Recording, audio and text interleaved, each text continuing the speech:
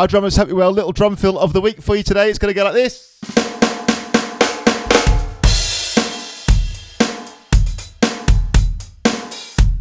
And here it comes.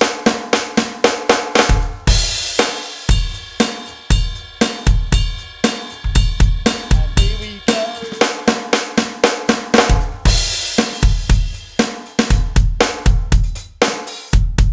Last time.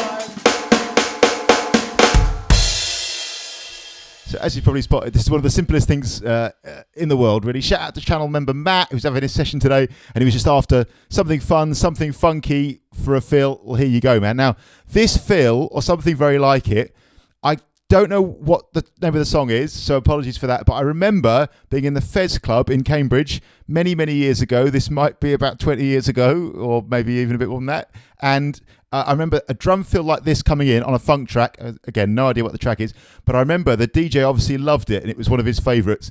And it was actually before, like, most people came in. I think we were playing there, I guess. It was like before the punters came in. And he, on this moment, he did that thing, and I don't think he knew I was watching or anyone else was watching him. When this fill came in, he went,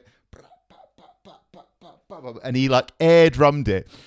And that moment has stayed with me for all that time, because if you could make somebody have that moment, if you could make somebody feel like that, from my perspective, when you're playing your music, you are done, mate. That's it. You've won. If you could make somebody want to close their eyes and air drum that moment because they love it so much on a track. I remember thinking at the time, well, there's nothing to that feel. Like, the only thing that's not just a straight eighth note is the bass drum at the end. It comes in on the E, 1 and 2 and 3 and 4 E.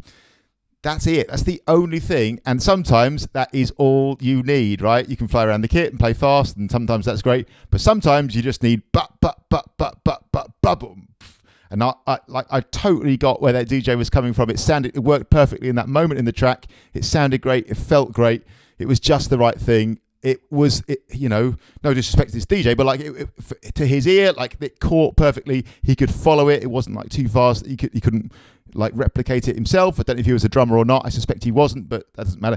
And it just made sense to him, and it just felt right. So there we go. It was a drag at the start, and so setting up the first note. So drag, one of those, 2 grace notes, 1 main note. So you bounce those grace notes. And then that's the 1, the loud note there is the 1, 1 and 2 and 3, and use whatever sticks you like. 4 was the last snare drum hit, and then E on the bass drum. That is it.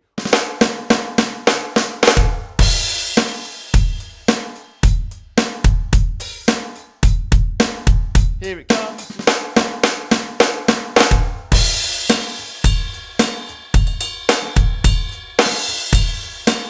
Here it comes.